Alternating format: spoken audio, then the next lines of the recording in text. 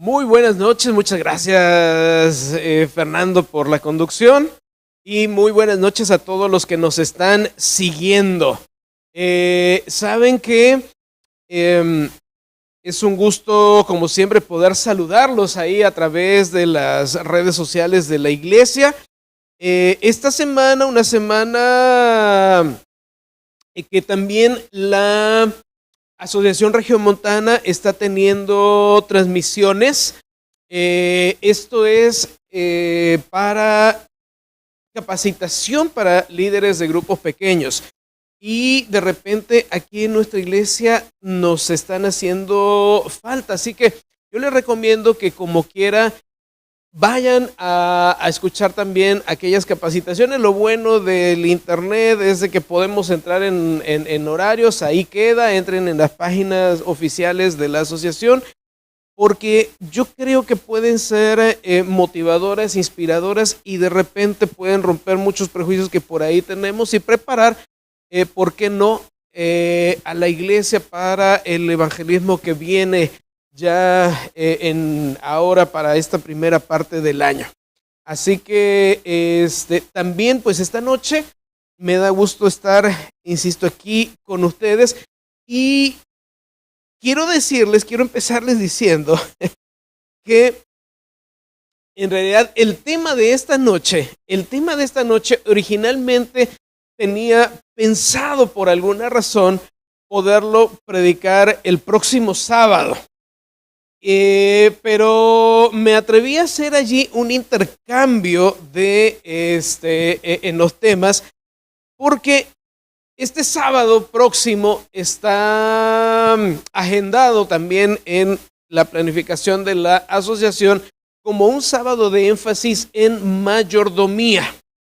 De tal forma que, mis hermanos, el sábado hacia qué lado va a girar la reflexión, pero esta noche también vamos a hablar acerca de este tema. Y para hacerlo, vamos a una parábola que ya desde el título nos indica que justamente vamos a hablar de este asunto. La parábola del mayordomo infiel, que está en el Evangelio de Lucas, el capítulo 16, y que por ahí también ya se refirió en la lectura bíblica. Y nosotros vamos a ver tres alcances distintos de la fidelidad. Tres alcances distintos de la fidelidad. Cómo la cuestión de la mayordomía es una cuestión que trasciende. Es una cuestión importante, no solamente por los indicadores de la iglesia o por los recursos. De hecho, no es generalmente ese el motivo que me lleva a hablar sobre estos temas. Pero es muy importante para la vida espiritual, para nuestra vida, tener claros algunos conceptos muy importantes y cómo el asunto de saber administrar adecuadamente nuestros recursos, o los recursos que mejor dicho Dios nos da, y vamos a hablar de eso, tienen alcances que van más allá de lo que nosotros imaginamos o más allá de lo que nosotros podemos ver a simple vista.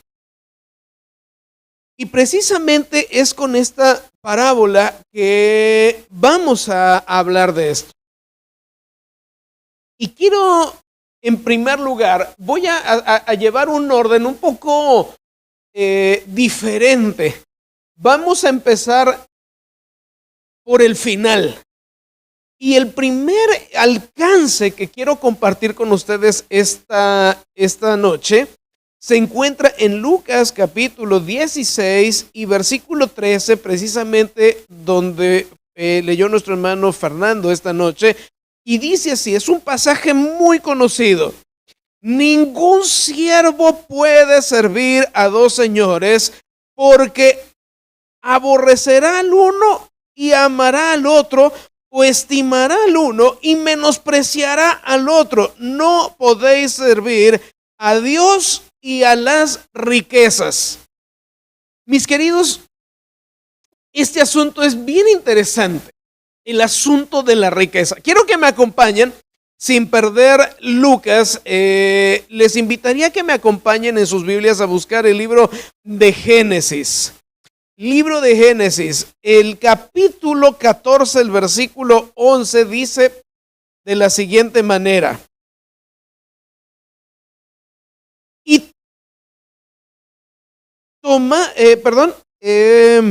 y tomaron toda la riqueza de Sodoma y de Gomorra y de todas sus provisiones y se fueron.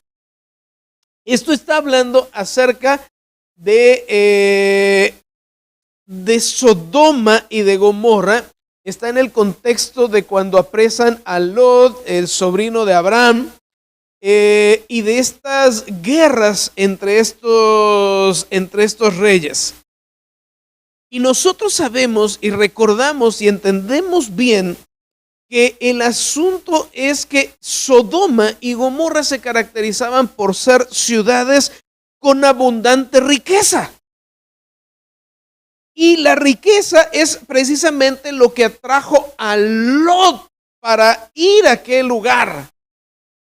Y entonces nosotros es evidente que aquí la riqueza tiene un carácter negativo. Ahora bien, si nosotros le damos solo la vuelta a la página y nada más quiero referir estos versículos, en el capítulo 15, cuando el Señor le está hablando acerca de lo que va a suceder con los hijos de Abraham y cómo van a ir a Egipto y qué es y cómo Dios los va a sacar de allá. Justamente dice allí lo siguiente, versículo 14, mas también a la nación a la cual servirán juzgaré yo, y después de esto saldrán con gran riqueza. Y entonces ahora parece que la riqueza tuviera un aspecto pues ya no tan negativo como en el caso de Sodoma. Es Dios mismo el que les está diciendo que Él va a juzgar a Egipto y que ellos iban a salir de allí con gran riqueza. Y entonces aquí viene algo bien interesante, porque el primer aspecto que marca la parábola de este siervo injusto o de este siervo infiel, el primer aspecto que va más allá, el primer alcance que está más allá de la fidelidad, tiene que ver con una cuestión de adoración. De hecho, me llama la atención que el texto original utiliza una palabra, y dice: no podéis servir a Dios y a Mamón. Mamón era una expresión precisamente hebrea, aramea, que se utilizaba en algunos casos para hablar de riqueza, pero no sé si ustedes han visto algunas versiones que ponen ese nombre con mayúscula, como si se estuviera refiriendo a una deidad. Y es que, ¿saben qué es bien interesante aquí lo que está planteando Jesús? Jesús les dice, no se puede servir a dos señores. Esta es la cuarta parábola que Jesús está hablando o está refiriendo a un grupo que estaba allí. Miren, vamos a leer Lucas capítulo 15, el versículo 1, donde dice: se acercaban a Jesús todos los publicanos y pecadores para oírle, y los fariseos y los escribas murmuraban diciendo: a los pecadores recibe y come con ellos. A continuación, Jesús va a hablar de 3 parábolas que son muy conocidas y donde finalmente hace referencia a ese contraste entre recibir a los pecadores y, en este caso, a los fariseos, a los escribas, que representaban evidentemente a la parte más religiosa. Y usted quiere entender cuál es el significado o cuál es el propósito con el cual Jesús contaba una parábola, tiene que ir a la parte final de la parábola. Siempre Jesús va a decir ahí cuál es el objetivo de la parábola y cuál es la lección. Y en este caso, el objetivo está dirigido a este sector. Y miren lo que dice el versículo siguiente, el 14, 16, 14. Y oían también todas estas cosas los fariseos. Vuelven a aparecer aquí en escena. Pero hace una aclaración. Dice que eran ¿qué? ¡Wow! Y entonces, este sector era un sector religioso, pero que amaba el dinero. El original da esa idea. Bueno, que finalmente eso es la avaricia, ¿verdad? Amaba el dinero. Eran religiosos que amaban el dinero. Y esto es bien interesante. Se pone más interesante aún porque Jesús, eso es precisamente lo que dice. No se puede servir a 2 señores.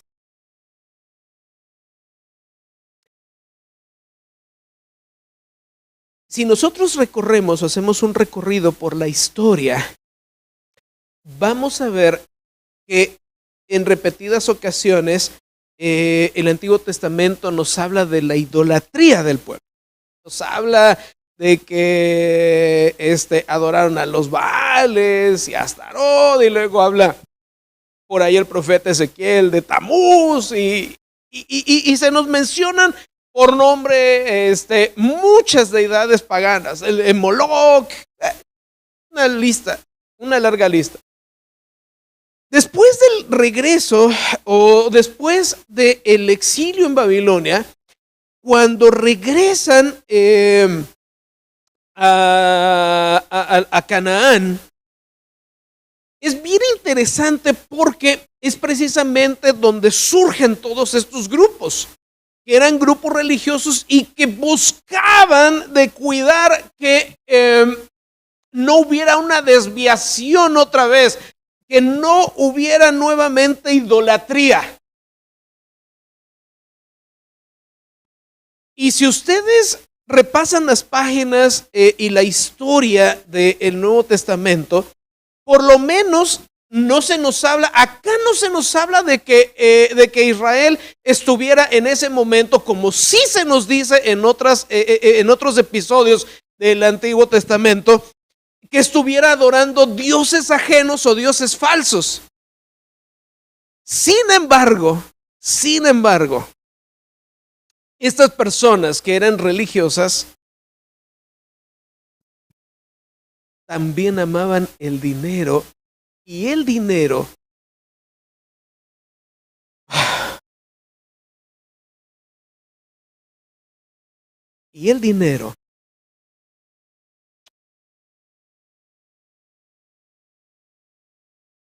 prácticamente había ocupado en ese momento el lugar de todos esos dioses ajenos que nos hablan el Antiguo Testamento.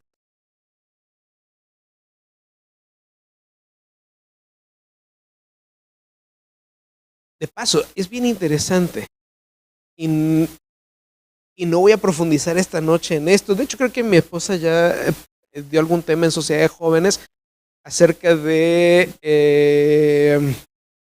cómo precisamente el asunto del dinero tenía mucho que ver con esto. Es ese episodio cuando le dicen a Jesús, debemos pagarle tributo al César o no, y bueno, denme una moneda, y de quién es la imagen que está. Había un sentido ciertamente reverencial y un sentido realmente de adoración. Ahora es bien interesante porque este mismo grupo y este mismo padecimiento nos lleva indudablemente a la historia del joven rico. Y aquí, mis queridos hermanos, el primer aspecto de la mayordomía, porque conocemos bien de este tema, sin embargo, mi intención es ampliar nuestro panorama, porque a veces pensamos que simplemente con el hecho de limitarnos a devolver de forma íntegra el diezmo, a devolver la ofrenda, ya con eso estamos siendo mayordomos fieles. Y eso es una parte importante de esto, pero no lo es todo. Podemos ser religiosos, podemos ser como el joven rico, podemos ser como estos fariseos, podemos ser minuciosos en la devolución de nuestros diezmos y ser generosos con nuestras ofrendas. Y sin embargo, seguir teniendo el mismo conflicto en nuestro corazón, porque el asunto del amor a las riquezas va más allá de eso. Y el asunto de la fidelidad y de la mayordomía va más allá simplemente de esos aspectos a los cuales a veces nos limitamos. Y que si bien los puede incluir, la parábola es clara en que no está limitado a esto. No está limitado a esto. Y el primer alcance, insisto, que tiene la mayordomía va más allá, y en este caso tiene que ver con un aspecto de adoración.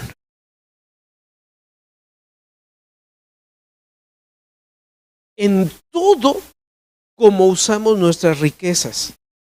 Insisto, el punto, la riqueza puede ser mala o puede ser buena. Y quiero ser muy claro con esto. Es evidente que hay personajes en la Biblia que recibieron riqueza. Es más, ustedes recordarán los regalos que le llevaron a Jesús. Y ahí le llevaron oro, y el oro que implica riqueza. ¿Cierto o no es cierto? Sin embargo, el problema no está en la riqueza a priori, sino está en el lugar que ocupa en nuestro corazón y en el amor. Y ahí es donde está este asunto, esta disyuntiva. Ahí es donde el joven rico, digámoslo así, fracasó. Era religioso. Era una persona religiosa, pero no era una persona espiritual. Era una persona religiosa, pero que su amor al dinero era más importante que su amor a Dios. Y este es un peligro en el que ustedes y yo no estamos exentos. Y necesitamos, con la ayuda de Dios, poder examinar nuestras vidas, nuestro corazón, para no caer en esta misma situación. Segundo aspecto, o según sí trascendente o de alcance de la mayordomía que nos enseña esta parábola, está en el versículo 12. Y dice así: y si en lo ajeno no fuisteis fieles, ¿quién os dará lo que es vuestro? ¡Wow! Aquí hay algo bien interesante, porque la parábola, que no la he leído, pero ustedes creo que la conocen, voy a hacer referencia a un par de versículos. Vamos a leer el versículo 1, dice, dijo también a sus discípulos, había un hombre rico que tenía un mayordomo Y este fue acusado ante él como disipador de sus bienes. ¿Okay? Entonces lo llamó y le dijo: ¿qué es esto que oigo acerca de ti? Da cuenta de tu mayordomía, porque ya no podrás ser más mayordomo. Entonces el mayordomo dijo para sí: ¿qué haré? Porque mi amo me quita la mayordomía. Acabar no puedo, mendigar me da vergüenza. Ahora, fíjense bien interesante esto que él hace. Seguiré leyendo el 4. Aunque quiero llegar al versículo 6 y 7, son los en los que quiero poner énfasis, pero vamos a continuar ahí. Versículo 4, para seguir el relato y el contexto. Ya sé lo que haré, para que cuando me quiten la mayordomía, me reciban en sus casas. Y llamando a cada uno de los deudores de su amo, dijo al primero: ¿cuánto debes a mi amo? Y él dijo: 100 barriles de aceite. Y le dijo: toma tu cuenta, siéntate pronto y escribe 50. Después dijo a otro: ¿y tú cuánto debes? Y él dijo: 100 medidas de trigo. Y él le dijo: toma tu cuenta y escribe 80. Ahora, vamos a hacer una pausa allí. Interesante. Pregunto, ¿los deudores a quién le debían?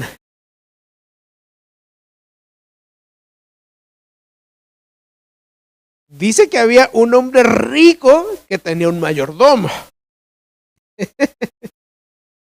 ¿La deuda con quién era?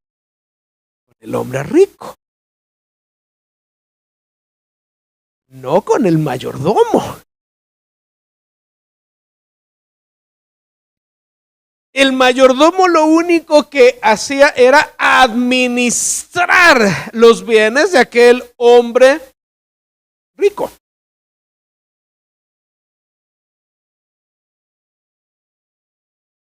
Ahora es bien interesante porque estos deudores,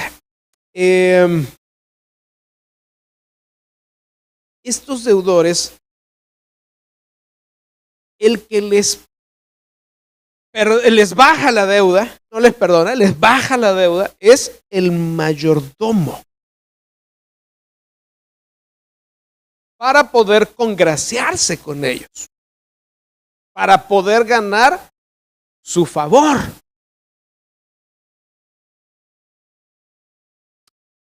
Mis hermanos, qué tremendo está esto.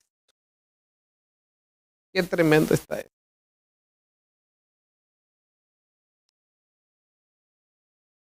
En primer lugar, el mayordomo, miren, en primer lugar, el mayordomo está comerciando con algo que es ajeno. No es suyo.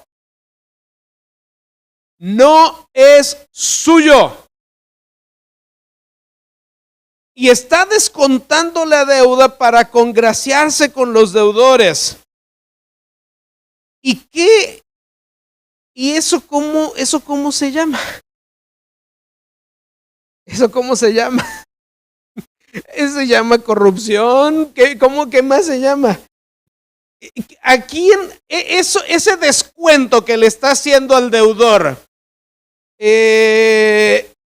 Si el deudor ahí escribe que la deuda fue rebajada, por eso noten que el amo dice, el versículo 8, y alabó el amo del mayordomo malo por haber hecho sagazmente. Porque estaba comerciando con algo de lo que él no es propietario. Porque la deuda finalmente, él dice: apúrale, escribe, regístralo, déjalo sellado, déjalo confirmado. Pero ¿quién es el único que podía hacer eso? Y la parte que fue descontada, ¿ahora qué hacemos con esa parte que fue descontada? ¿Quién la va a pagar? ¿Cómo se llama eso? ¿No es lo que dice Malaquías acaso?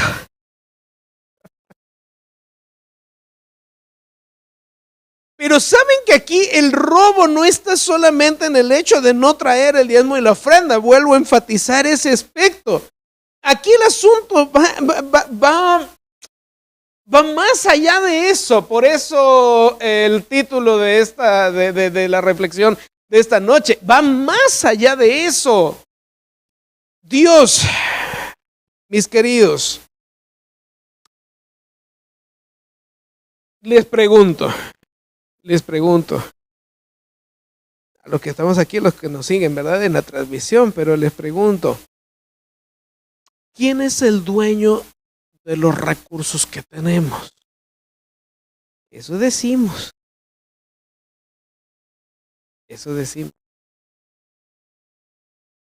Pero realmente, insisto, solamente por devolver el diezmo y la ofrenda, eso es un reconocimiento. Pero la forma en cómo utilizamos todo lo demás, lo utilizamos realmente como Dios quiere que lo utilicemos, o lo utilizamos como nosotros queremos utilizarlo.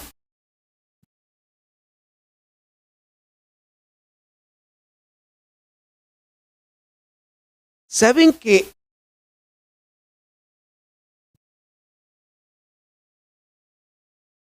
pongo otro ejemplo u otra pregunta, pero con las famosas áreas de la mayordomía nos pasa lo mismo? ¿Quién es el dueño del tiempo? Curioso que generalmente para él nunca tenemos tiempo.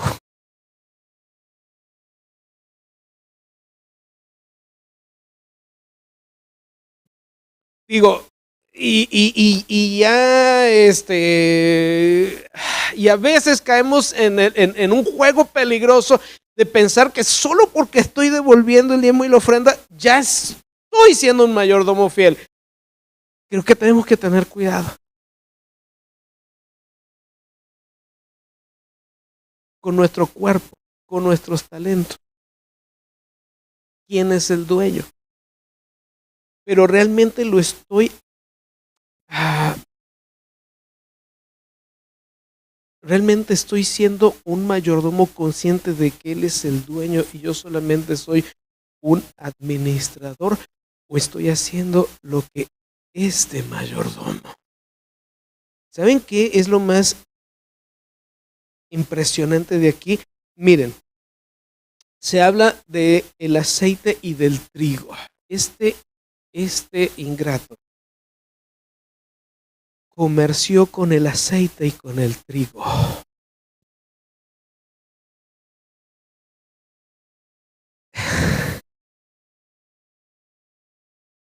¿De qué son símbolos el aceite y el trigo? De la palabra de Dios y del Espíritu Santo. Y este mayordomo lo que hacía era, de alguna manera, quitar al dueño de en medio para poder comerciar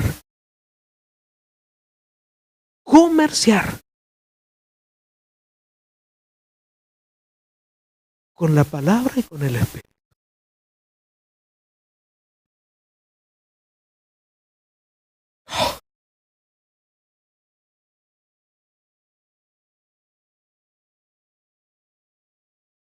Está hablando de hombres que eran religiosos,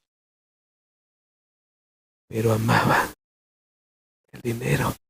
Y para ganar el favor de los hombres y para congraciarse con los hombres, lucraban con algo tan delicado.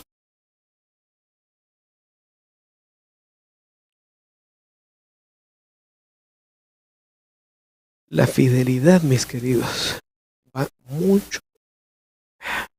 mucho más allá, insisto. Es una cuestión trascendental. tomar cosas tan delicadas y sacar a Dios del medio como dueño. Y pensar que como estoy en regla con otros aspectos, estoy del otro lado. El tercer y último aspecto, el tercer y último alcance que va más allá de la fidelidad, la encontramos en el versículo 10. Y dice lo siguiente: el que es fiel en lo muy poco, también en lo más es fiel. Y el que en lo muy poco es injusto, también en lo más es injusto. Ahora, ¿saben que me llama la atención la palabra que utiliza aquí el original? Porque no es una palabra, no recuerdo, pero no es una palabra que aparezca numerosas veces en el Nuevo Testamento. Aparece unas cuantas nada más. Y digo, es una palabra, ¿no? La palabra muy poco es una palabra, pues como quiera, que esperaríamos que se repita como que muchas veces, pero miren, en el original les voy a compartir solo como muestra un par de ejemplos en el Evangelio de Mateo, capítulo 2, versículo 6. Vamos a ver allí, si me acompañan, Mateo capítulo 2, versículo 6. Y dice lo siguiente, conocen bien este pasaje: tú, Belén, de la tierra de Judá, no eres la más pequeña entre los príncipes de Judá, porque de ti saldrá un guiador que apacentará a mi pueblo Israel. Y otro ejemplo que quiero compartir con ustedes está en Mateo capítulo 5, versículo 19. Mateo 5, 19, que dice así: de manera, fíjense, este pasaje es muy interesante. De manera que cualquiera que quebrante uno de estos mandamientos muy pequeños y así enseñe a los hombres, muy pequeño será llamado en el reino de los cielos.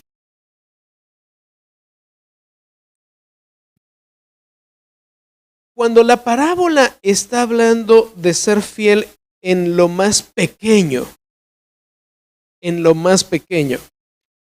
dense cuenta cómo la connotación que tienen estos pasajes. El ser fiel en lo poco, el ser fiel en lo más pequeño, tiene consecuencias significativas. Y eso es lo que pasó precisamente con este mayordomo. Porque a final de cuentas, algo es inevitable. Y de esto vamos a ampliar un poquito en el tema del sábado. Por eso estaba allí indeciso hasta casi última hora.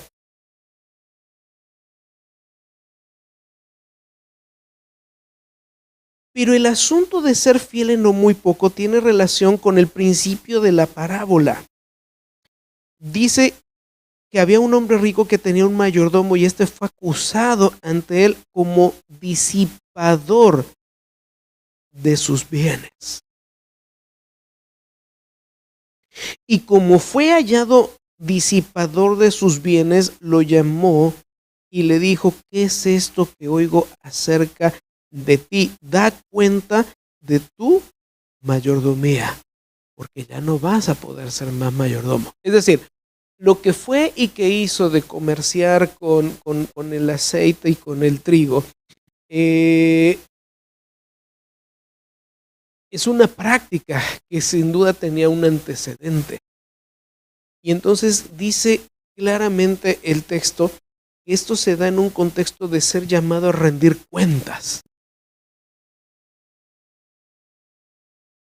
Y mis queridos, al final,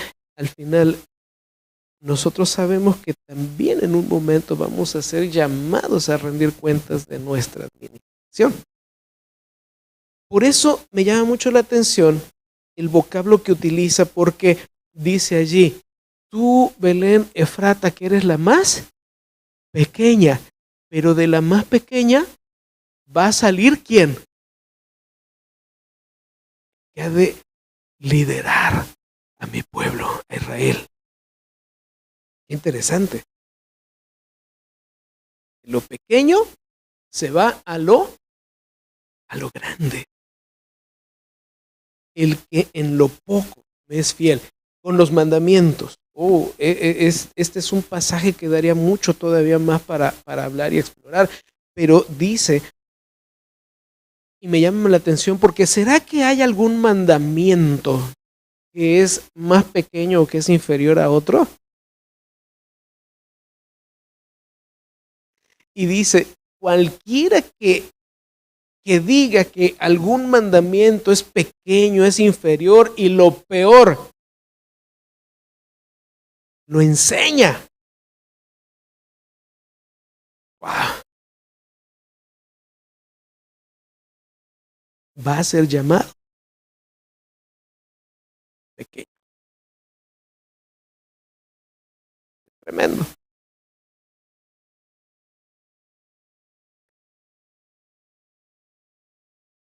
Evidentemente, la mayordomía, el tercer aspecto de la mayordomía, dijimos adoración, hablamos de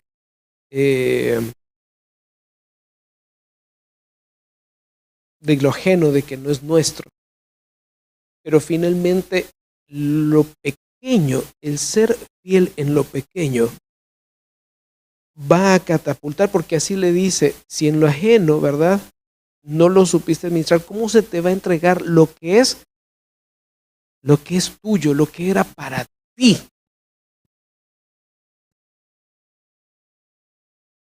El Señor quiere entregarnos la vida eterna, por supuesto. Ahora yo me pregunto, y me lo pregunto para mí, y lo pregunto a ustedes, si el Señor aquí, con el cuerpo que me ha dado, no lo he sabido cuidar, ¿cómo me podrá entregar un cuerpo glorificado?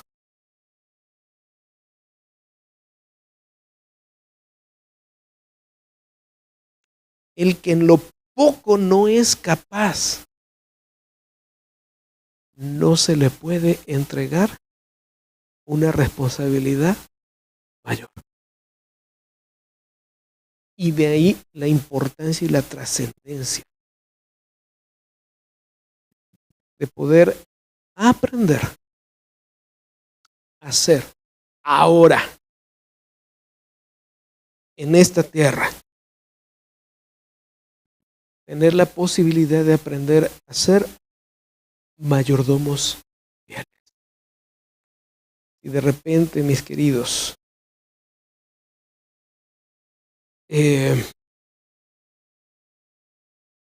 no hemos hecho las cosas hasta ahora como Dios desea, todavía tenemos oportunidad.